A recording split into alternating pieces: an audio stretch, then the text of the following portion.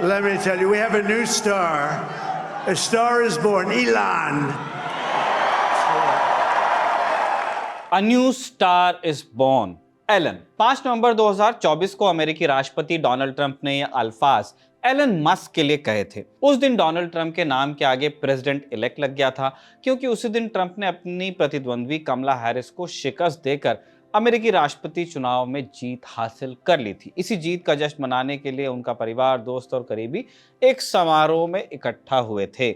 Musk Tesla और Starlink जैसी कंपनियां चलाते हैं, अरबपति हैं, दुनिया के सबसे रईस आदमी और राजनीति में खासा प्रभाव रखने लगे हैं।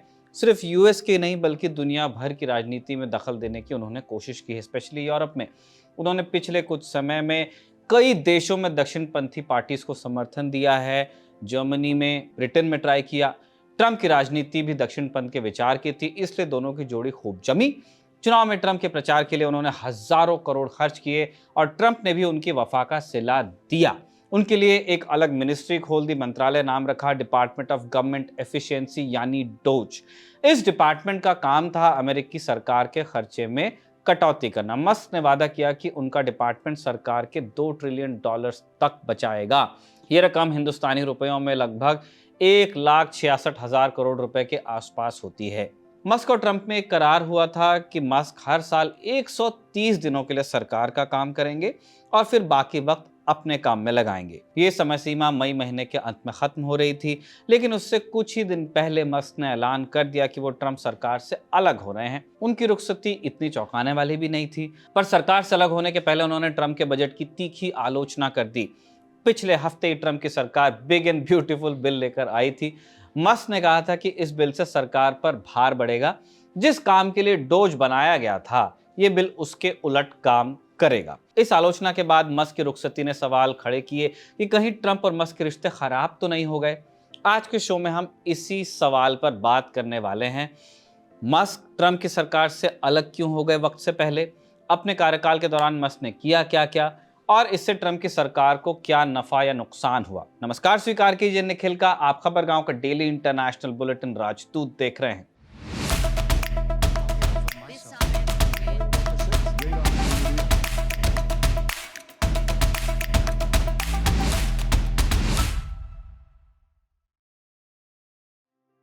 साल 2015 में ट्रंप ने ऐलान किया था कि वो राष्ट्रपति का चुनाव लड़ेंगे।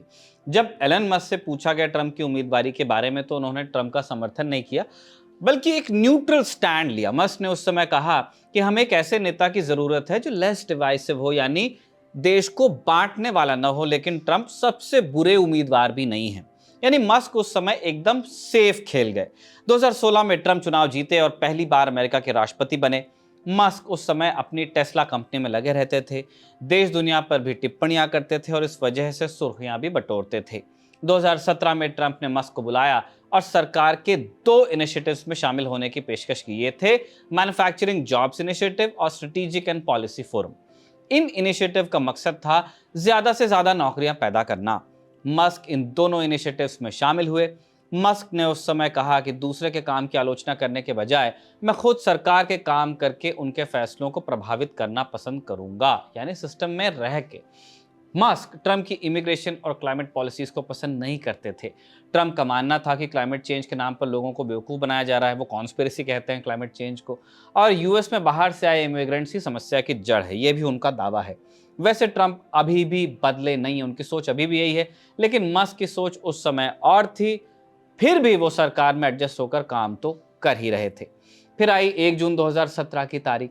ट्रंप ने ऐलान किया कि वो पेरिस क्लाइमेट अकॉर्ड से अलग हो रहे हैं। ये समझौता 2016 में हुआ था। उस समय अमेरिका के राष्ट्रपति थे बराक ओबामा। उन्होंने अमेरिका को इसमें शामिल किया। इस समझौते का मकसद तब बताया गया कि दुनिया से कार्बन उत्सर्जन को कम किया जाए, लेकिन ट्रंप सहमत नहीं थे इससे। उनका कहना था कि समझौते की आड़ में अमेरिका से बड़ा डोनेशन लिया जाएगा, जबकि हम यानी कि यूएस उतना कार्बन तो उत्सर्जित करता ही नहीं। जैसे ही ट्रंप ने अमेरिका को इस समझौते से बाहर किया, मस्क भी ट्रंप सरकार से अलग हुए। उन्होंने ट्रंप के फैसले के विरोध में इस्तीफा दिया था। इसके बाद भी दोनों के रिश्ते खराब नहीं हुए इतने। 2018-19 में कुछ एक मौकों पर ट्रंप अमेरिका के उद्योग जगत की तारीफ करते हुए मस्क का भी नाम ले लेते थे। 2020 में कोविड आया, सभी कारखाने और फैक्ट्रीज बंद हो रही थी। टेस्ला के भी कारखाने इससे अछूते नहीं थे। इसने मस्क को काफी नुकसान पहुंचाया। मई 2020 में मस्क ने कैलिफोर्निया स्थित टेस्ला का कारखाना खोला और ट्रंप मस्क की आलोचना करने की बजाय इस कदम का समर्थन करते नजर आए और दोनों ही लोग लॉकडाउन के खिलाफ वोकल थे, इसलिए उनके बीच एक आपसी सहमति दिखाई दी। फिर 2022 आता है। इस समय तक जो बाइडेन अमेरिका के राष्ट्रपति बन चुके थे, ट्रंप अगले चुनाव की तैयारी में थे। इसी साल मस्क ने ट्विटर खरीदने की कोशिश शुरू कर दी और अक्टूबर में मस्क ने ट्विटर खरीद भी लिया। उसी साल मस्क ने ट्विटर में एक पोल करवाया कि ट्रंप का अकाउंट बहाल करना चाहिए या नहीं। 51% से ज्यादा लोगों ने समर्थन किया और ट्रंप का अकाउंट वापस आ गया। जनवरी 2021 में कैपिटल हिल दंगों के बाद ट्रंप का ट्विटर अकाउंट सस्पेंड हुआ था। उस समय जैक डॉर्सी ट्विटर के सीईओ होते थे। मस्क ने 2023 में जाकर ट्विटर का नाम एक्स कर दिया बदल के। ट्रंप का अकाउंट वापस आया और दोनों के रिश्ते यानी कि मस्क और ट्रंप के रिश्ते और बेहतर हुए। मस्क ने ट्रंप की कई पॉलिसीज का खुलकर समर्थन भी किया।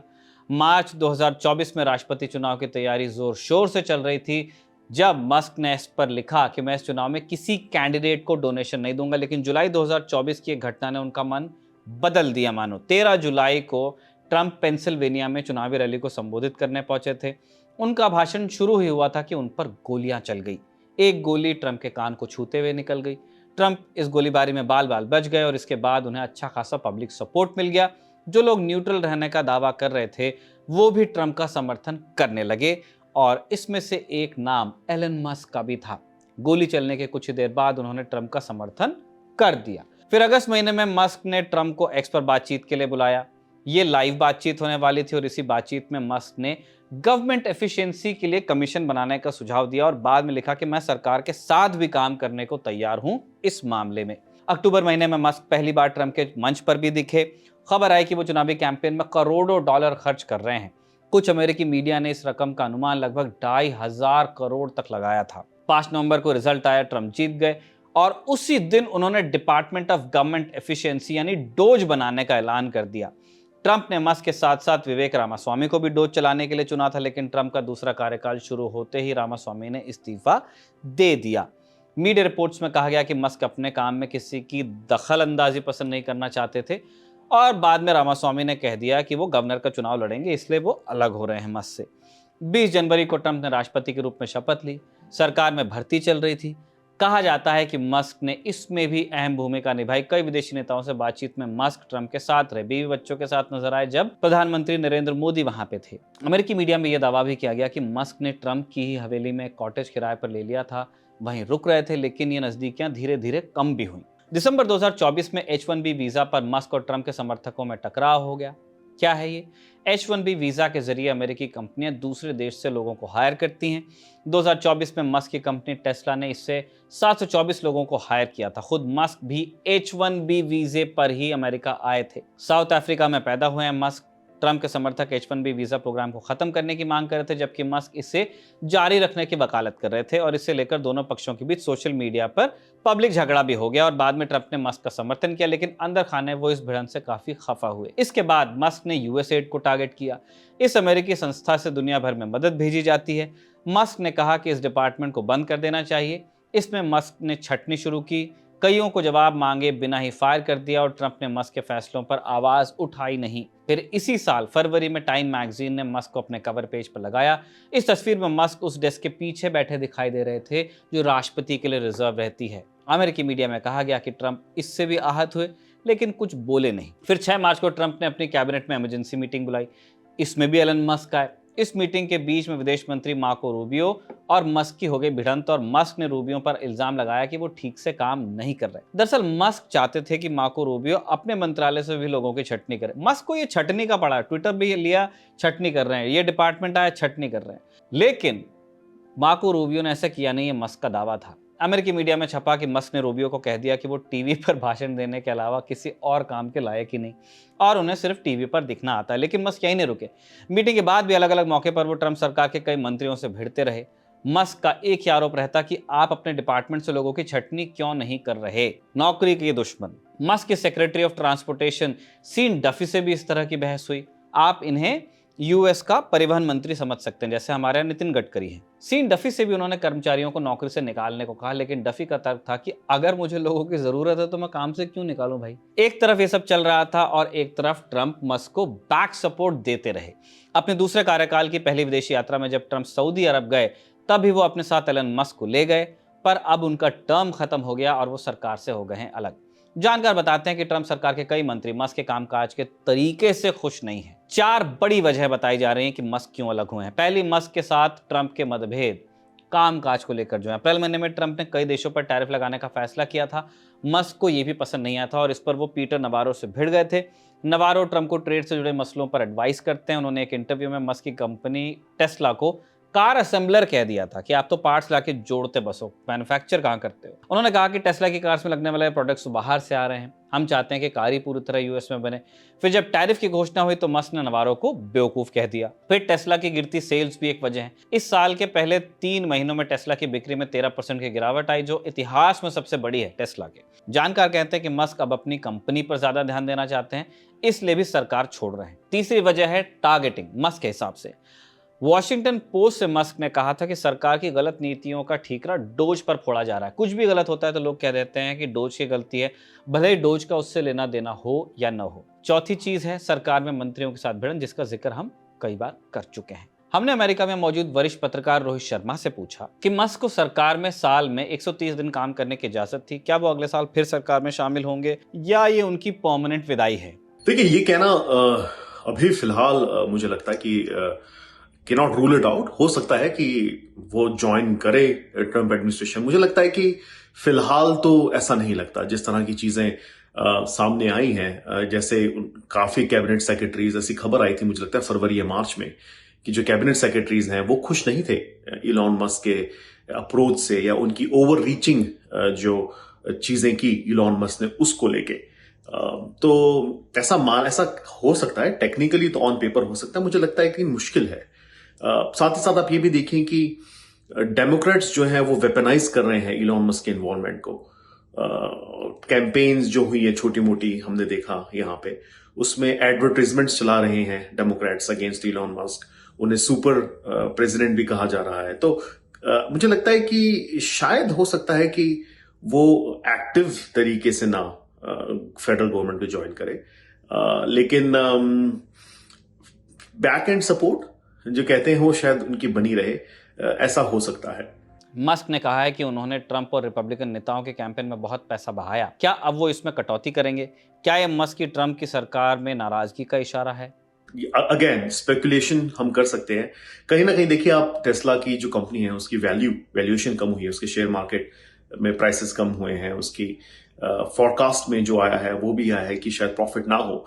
तो मुझे लगता है कि I think as a businessman he is trying to cut his losses. उनका इन्वॉल्वमेंट रिपब्लिकन पार्टी से रहा है, पिछले कुछ 8 महीनों का ही रहा है, 8 या 9 महीनों का। उससे पहले वो एक डेमोक्रेटिक डोनर रहे हैं। तो उनका ये कहना कि वो रिपब्लिकन कैंपेन में पैसे ज्यादा स्पेंड नहीं करेंगे, डोनेट नहीं करेंगे, आई थिंक बिल्कुल नाराजगी तो दिखाता है।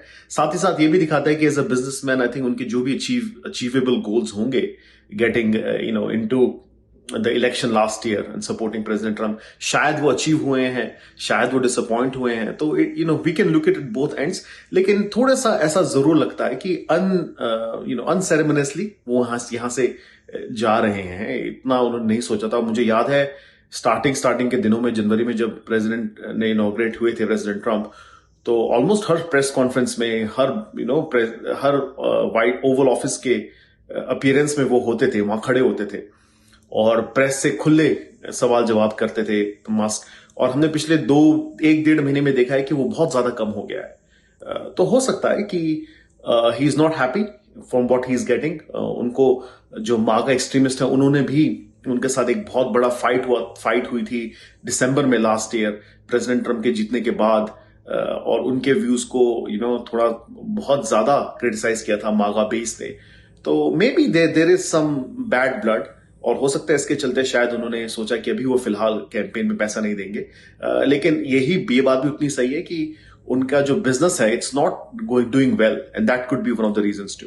जनवरी से अब तक मस्क के डिपार्टमेंट ने क्या बड़े फैसले किए और इससे ट्रंप की सरकार को क्या नफा या नुकसान हुआ है? आई थिंक सबसे बड़े फैसले तो ये लिए इलॉन मस्क के आने के बाद, जो उनके इन्फ्लुएंस के कारण हुए, वो है डॉज। जिस तरह की कटौती हुई है, जिस तरह से USAID जो इतना बड़ा ऑफिस रहा है उसे बंद कर दिया गया, और फंडिंग जो है वो रोक दी गई। काफी ऐसे प्रोजेक्ट्स हैं फंडिंग के जिन्हें रोका गया। डीईआई के फंडिंग है वो रोक दी गई। एक्सेस जो है उसे सेंट्रलाइज करने की कोशिश की गई और इनफैक्ट कर भी लिया। फेडरल गवर्नमेंट के जो अलग अलग एरियाज हैं उसमें देखिए आप, जैसे आईआरएस जो इंटरनल रेवेन्यू सर्विसेज है और डिपार्टमेंट होमलैंड सिक्योरिटी, उनको भी कनेक्ट करवा दिया इलॉन मस्क ने, ताकि जो बेनिफिट्स हैं, सरकारी बेनिफिट्स हैं, वो अनडॉक्यूमेंटेड लोगों को ना मिले या उनसे डेटा निकाल दिया जाए। तो कहीं ना कहीं मुझे लगता है कि एक टेक के हिसाब से मुझे लगता है कि उनकी जो अथॉरिटी रही थी वो अनचेक थी, और उसके चलते उन्होंने बहुत सारे ऐसे डिपार्टमेंट्स हैं यूनाइटेड स्टेट्स गवर्नमेंट के जिनमें कहीं ना कहीं एक कनेक्टिविटी एस्टेब्लिश की है, so that they can check multiple things और रिपोर्ट ऑन मल्टीपल थिंग्स, जो पहले शायद नहीं हो रही थी। दूसरा, जो हम कट्स की बात कर रहे थे, फेडरल गवर्नमेंट की जो फंडिंग है वो भले एनआईएच हो जिसमें रिसर्च को लेके फंडिंग कट की गई हो, यूएसएआईडी हो, या फिर इलीगल अनडॉक्यूमेंटेड जो लोग हैं उनको हेल्थ केयर बेनिफिट्स और इस तरह के जो बेनिफिट्स मिल रहे हैं उस पर रोक लगाना। साथ ही साथ डीईआई, डाइवर्सिटी इंक्लूजन की जो जितने भी बड़े बड़े ऑफिसेज है इन ऑर्गेनाइजेशंस में, उनको बंद करवाना। मुझे लगता है कि उनका इम्पैक्ट बहुत ज्यादा रहा है। और डोज का काम, जैसा कि अब हर कोई कह रहा है, वो अब कांग्रेस करेगी, यूएस कांग्रेस, और उसमें भी उनका इम्पैक्ट देखने को हमें आने वाले समय में मिल सकता है। But he was able to make sure कि जिन जिन चीजों से उन्हें तकलीफ थी, डीईआई हो गया या बेनिफिट्स हो गए या फंडिंग हो गई, उस पर उन्होंने अपना इम्पैक्ट जरूर छोड़ा है। तो चैप्टर यहीं तक। अब दो बोनस अपडेट्स आपको देते हैं। पहली खबर तुर्की से है। तुर्की के राष्ट्रपति रजब तैयब अर्दोआन ने कानूनी विशेषज्ञों की एक टीम बनाई है जो देश के नए संविधान का मसौदा तैयार करने वाले हैं। उन्होंने कहा कि मौजूदा संविधान पुराना हो गया है जिसे बदलने की जरूरत है। इससे पहले साल 2017 में उन्होंने संविधान में संशोधन कर राष्ट्रपति की शक्तियां बढ़ा ली, मतलब खुद की। जानकार इल्जाम लगाते हैं कि संविधान बदलकर अर्दोआन अपने लिए टर्म लिमिट खत्म करना चाहते हैं, क्योंकि मौजूदा नियम के मुताबिक तुर्की में कोई भी शख्स 2 बार से ज्यादा राष्ट्रपति नहीं रह सकता। दूसरी सुर्खी इसराइल से है। प्रधानमंत्री बेंजामिन नेतन्याहू ने कहा है कि वो कब्जे वाले वेस्ट बैंक में 22 नए सेटलमेंट्स बसाने की तैयारी कर रहे हैं। सेटलमेंट्स उन अवैध बस्तियों को कहा जाता है जो फिलिस्तीन की जमीन में बसाई जाती हैं। ऐसी लगभग 200 बस्तियां पहले से वेस्ट बैंक में मौजूद हैं जिन्हें अंतर्राष्ट्रीय समुदाय मान्यता नहीं देता है। इन्हीं जानकारियों के साथ आज का राजदूत समाप्त होता है, जिसे लिखा था साजिद ने और रिकॉर्ड किया था इरशाद ने। आप खबरगांव को देखते रहिए।